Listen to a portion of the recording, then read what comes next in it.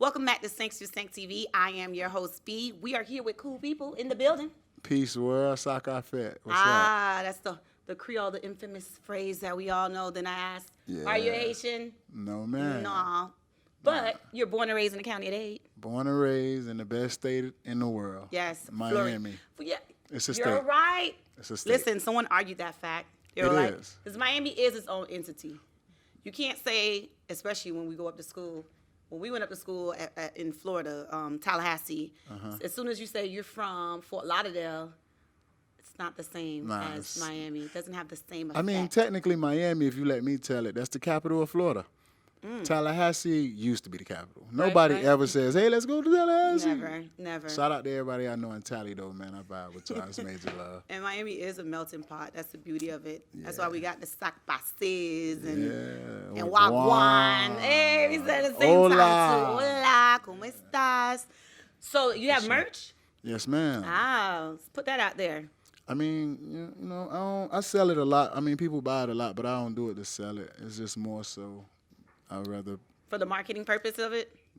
Yeah, as well. But I just rather buy and wear black owned. I mean, I feel like they rich already. They ain't trying to make me rich, so. Listen. For sure. You have this chill vibe. Let's talk about your music. You write your own lyrics. Yes, ma'am. You've been in the game for quite some time. How long you been in? I've been doing music since middle school. Whoa. Yes. You don't want to tell us how long so we don't do the math? No. All right, so since middle school you've been doing this. So you are a vet.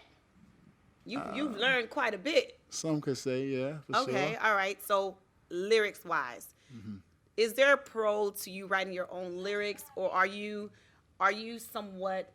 What's your view on people who ghostwriters? I don't know. I feel like it depends on your genre. R&B singers usually have ghostwriters because it's more about talent. It's not really more so about their penmanship. But in music, hip-hop, that's how black people express ourselves. You know what I'm saying? So if somebody else writing it for you, are you really expressing yourself? It's easier to connect with it when it's coming from your soul, right? Yeah. For sure. So a lot has been going on in the industry.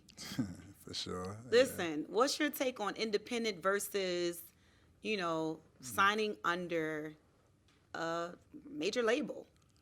I feel like it's kind of like a relationship.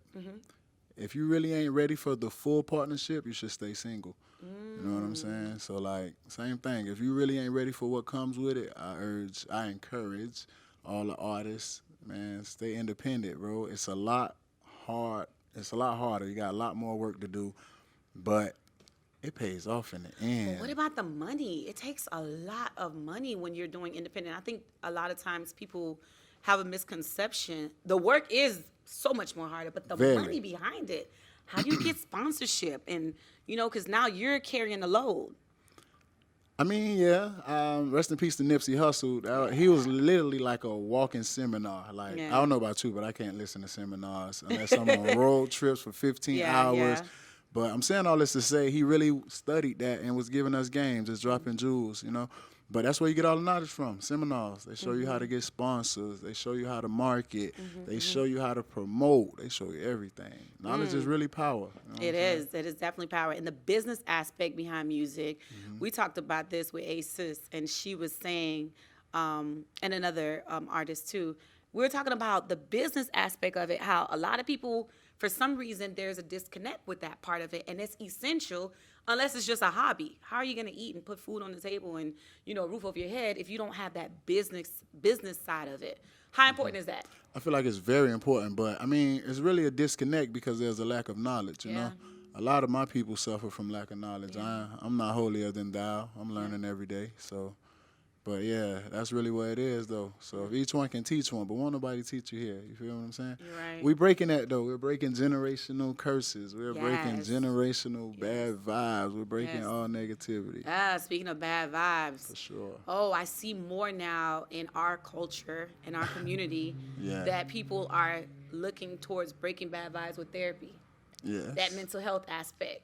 And I see more hip-hop people are being more, I don't know, I wouldn't say emotional, but being more honest and authentic with their emotions and their traumas. Yeah. Woo! That's something that was difficult to deal with in the past. That's another can of worms, man. Mental health, you know what I'm saying? I'm not sure if you're too familiar with Auntie Lauryn Hill, but I love her. The way she really I love Lauryn. Outcasted herself.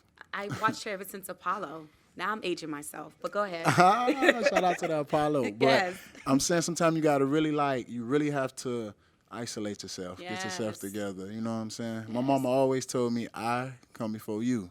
A, B, C, D, E, F. No matter how you say the alphabets, I come before you. In whatever language. Facts. So that's right. Put yourself first. And then, you could probably help other folks. You know what I'm saying? Yes, that's right. Yes, Six to Sync family, we'll be back in just a few. We're here with Cool Peoples in the building here at Express Hookah Lounge. Stay tuned.